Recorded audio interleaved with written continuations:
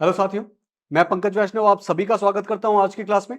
आज के इस सेशन में हम समझ रहे हैं 12th क्लास के पर्यावरण विज्ञान सब्जेक्ट का चैप्टर नंबर 24 जिसका नाम है पर्यावरण प्रभाव की समीक्षा या मूल्यांकन। इसके दो भाग हम ऑलरेडी समझ चुके हैं। आज की क्लास में इसका तीसरा और अंतिम भाग समझने वाले हैं। अच्छा, दो भाग में हम क्या क्या बातें कर चुके हैं कि ये पर्यावरण प्रभाव की समीक्षा या मूल्यांकन होता क्या है, इसके अलग अलग चरण क्या है, अलग अलग प्रोसेस क्या है और इसकी विशेषज्ञ समितियों में अलग अलग क्षेत्रों के कौन से विशेषज्ञ होते हैं। आज के इस तीसरे भाग में हम देखने वाले हैं कि भारत में इस पर्यावरण प्रभाव की समीक्षा की प्रणाली क्या है, भारत में इसके किस तरीके से प्रोसेस होते हैं। तो शुरू करते हैं और समझते हैं भारत में पर्यावरण समीक्षा की प्रणाली क्या है। इसका प्राथमिक उद्देश्य है प्रस्तावित सुरक्षा विधियों की पर्याप्तता का जायजा लेना कि कोई भी प्रस्तावित प्रोजेक्ट है, किसी प्रोजेक्ट के लिए परमिशन मांगी जा रही है, वो प्रस्तावित है, तो उसके लिए जो सुरक्षा विधियां बनाई गई हैं, जो सुरक्षा विधियां इजाद की गई है कि पर्यावरण की नुकसान न पहुंचे, इसकी पर्याप्तता देखने की, क्या ये पर्याप्त रहेगी, क्या ये एनफ रहेगी कि इतने करने से ही हम पर्यावरण को नुकसान होने से बचा पाएंगे या नहीं, और समय समय पर उसमें सुधार करते रहना भी जरूरी है। यह इसका प्राथमिक उद्देश्य है। तटीय क्षेत्र संचालन योजना यानी कि coastal zone management plan CZMP CRZ अधिसूचना 1991 द्वारा तैयार किए गए निर्देशों के तहत तटीय प्रदेशों या केंद्र शासित प्रदेशों द्वारा तैयार किया जाता है। तो मुख्य रूप से इन्हें CRZ अधिसूचना, एक नियम है CRZ अधिसूचना 1991, इसके तहत या तो केंद्र शासित प्रदेश या फिर जो तटीय प्रदेश है वो ही इसके लिए तैयार कर देंगे खाका कि हाँ, हम इस तरीके से आगे प्रोसेस बढ़ाने वाले हैं। पर्यावरण एवं वन मंत्रालय, जिसका वर्तमान में नाम क्या है, पर्यावरण वन और जलवायु परिवर्तन मंत्रालय। तो पर्यावरण वन एवं जलवायु परिवर्तन मंत्रालय विभिन्न क्षेत्रों में भारक क्षमता यानी कि अधिकतम भार उठाने की सीमा संबंधी अध्ययन का समर्थन कर रहा है कि हमें इस EIA एनवायरमेंट इंपैक्ट असेसमेंट, इस समीक्षा को करते वक्त यह बात देखनी चाहिए कि अगर भविष्य में इस औद्योगिक इकाइयों की क्षमता को बढ़ाने की जरूरत पड़ जाए तो उसकी वजह से भी पर्यावरण को नुकसान होने से बचाया जा सके। इस पर्यावरण एवं वन मंत्रालय का ये एक बेसिक थीम रहा है। इस अध्ययन में निम्नलिखित बातें शामिल हैं, जैसे कि उपलब्ध प्राकृतिक संसाधनों की सूची बनाई जाती है कि हां, जिस क्षेत्र में जो भी प्रस्तावित प्रोजेक्ट है वहां पर उपलब्ध संसाधन कौन कौन से हैं, प्राकृतिक संसाधन कौन कौन से हैं।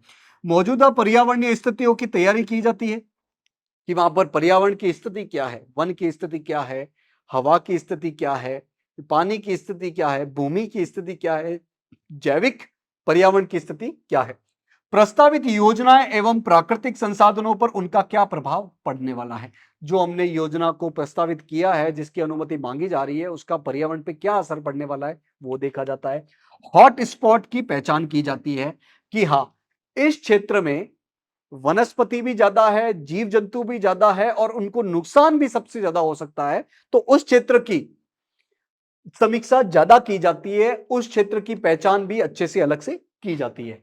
देखते हैं पर्यावरणीय निकास या अस्वीकृति पत्र के मुद्दे क्या है।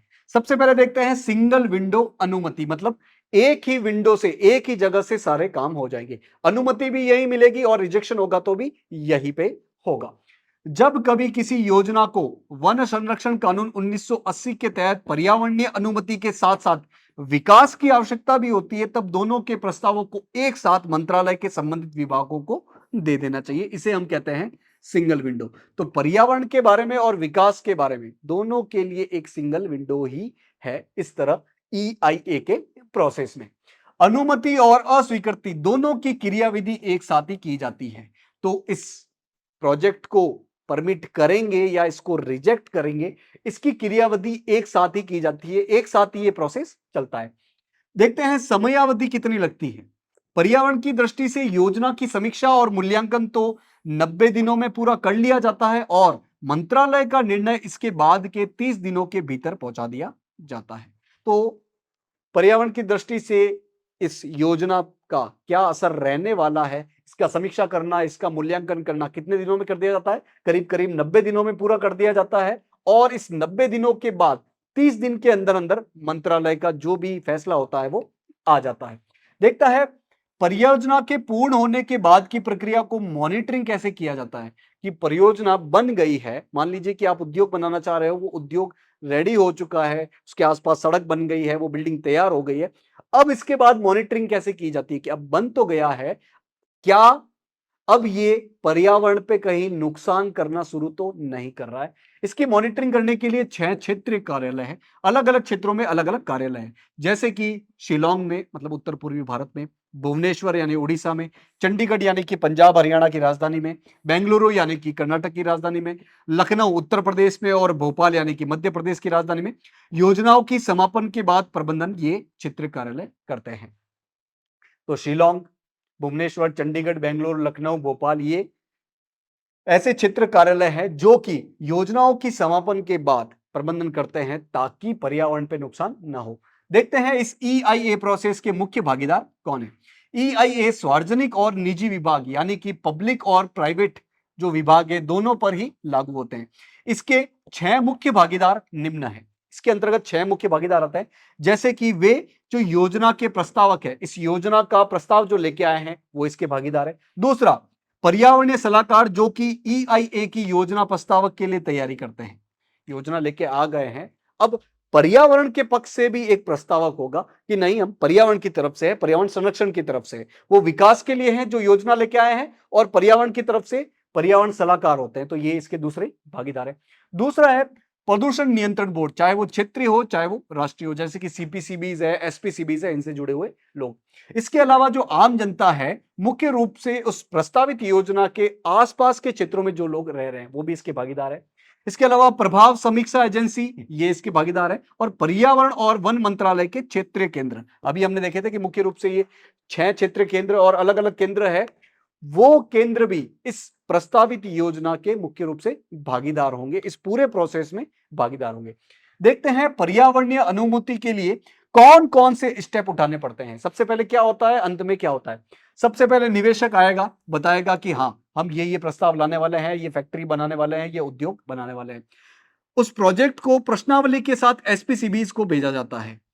वो जो भी प्रोजेक्ट होगा उससे जुड़े हुए जो जो क्वेश्चन होंगे, मुख्य रूप से जो पर्यावरण को इफेक्ट करते होंगे, उससे जुड़े प्रश्न, सारे प्रश्न एसपीसीबीज यानी कि स्टेट पॉल्यूशन कंट्रोल बोर्ड को भेजा जाता है। एसपीसीबीज इन क्वेश्चन के जवाब देकर उनका पुनरीक्षण करता है। देखते हैं कि क्या पर्यावरणीय प्रबंधन योजना संतोषजनक है कि नहीं है। ये जो प्रोजेक्ट लेके आए हैं निवेशक, इन्होंने बोला कि हम प्रोजेक्ट शुरू करने वाले हैं, और इस प्रोजेक्ट की वजह से जो जो पर्यावरण को नुकसान होने वाला है उसके प्रबंधन करने के लिए हमने सारी प्लान बना दिया है, और वो प्लान सहित और क्वेश्चन सहित एसपीसीबीज को भेज देते हैं। फिर एसपीसीबीज क्या करता है कि हाँ, इस प्रोजेक्ट को शुरू करने वाले इस व्यक्ति ने जो प्लान बनाया है और उस प्लान से होने वाले पर्यावरण प्रदूषण से बचने के लिए जो प्लान बनाए हैं, क्या वो कारगर है या नहीं है, उसकी समीक्षा की जाती है। ऐसे ही अलग अलग प्रोसेस है, और लास्ट में क्या होता है, फिर देखा जाता है अंतिम में अलग अलग भागीदारों द्वारा। हमने देखा कि ये मुख्य रूप से 6 भागीदार होते हैं, जिसमें सामान्य जनता भी शामिल होती है, उस प्रोजेक्ट के आसपास वाले क्षेत्र में रहने वाली जनता भी शामिल होती है। तो वो सभी भागीदार मिलकर क्या तय करते हैं कि हाँ इस प्रोजेक्ट को परमिशन देनी चाहिए कि नहीं देनी चाहिए। अच्छा, प्रोजेक्ट को परमिशन देनी चाहिए तो कितने कंट्रोल के साथ देनी चाहिए।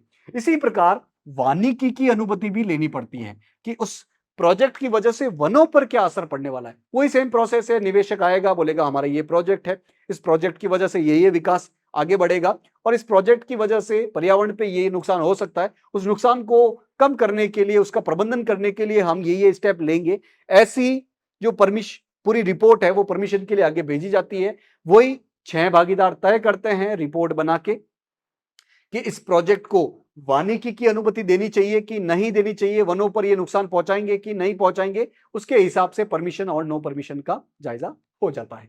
देखते हैं ईआईए के मूल्यांकन का वैकल्पिक दृश्य लेख क्या है। एक प्रभावी ईआईए की क्रिया जो है वो क्रिया केंद्रित, समयबद्ध, व्यय प्रभाव और समीक्षा को पूर्ण समझाने लायक होती है। तो एक जो एनवायरमेंट इंपैक्ट असेसमेंट की कोई भी प्रणाली होती है वो बहुत सारे गुणों से संबंधित होती है। उसमें समय का भी ध्यान रखा जाता है, क्वालिटी का ध्यान भी रखा जाता है, क्रिया भी उसमें देखी जाती है। आगे देखते हैं।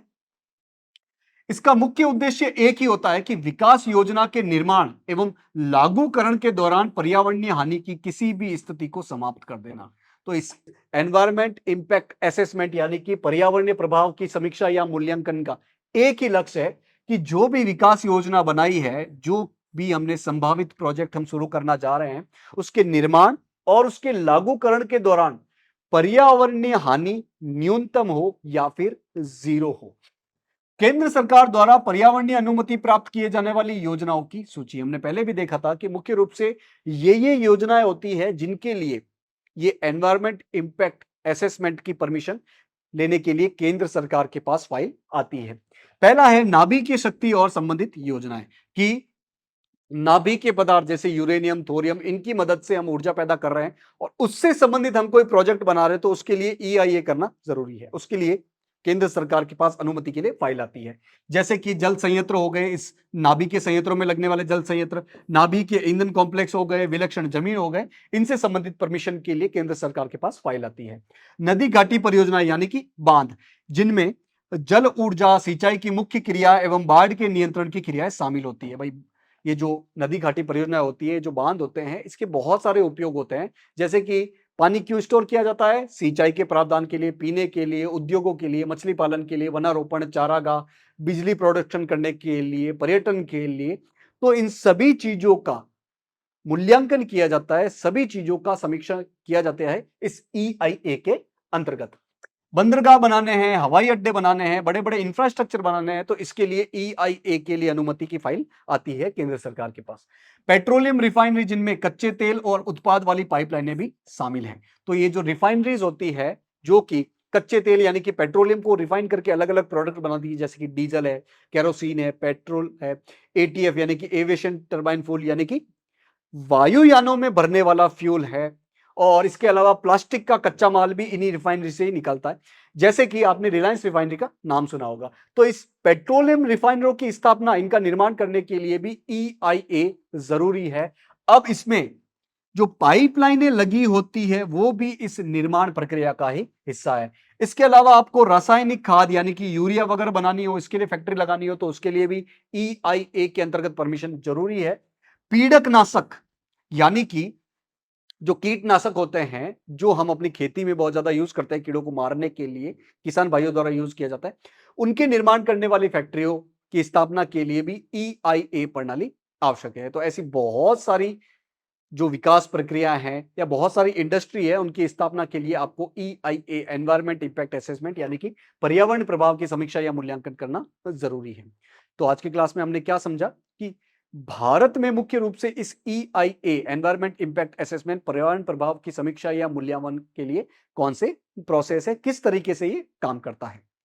तो आपको करना क्या है, आज की क्लास में जो भी समझा है उसको आज ही रिवाइज करना है ताकि लंबे समय तक अपने दिमाग में बनी रह सके। साथ ही अपना पूरा चैप्टर कंप्लीट हो गया है तो इस पूरे चैप्टर को एक साथ रिवाइज कर लीजिएगा ताकि हम एग्जाम में अच्छा परफॉर्म कर पाए। आशा है आज की क्लास आपको समझ में आई होगी। आज के इस सेशन से जुड़ने के लिए आप सभी का बहुत बहुत धन्यवाद।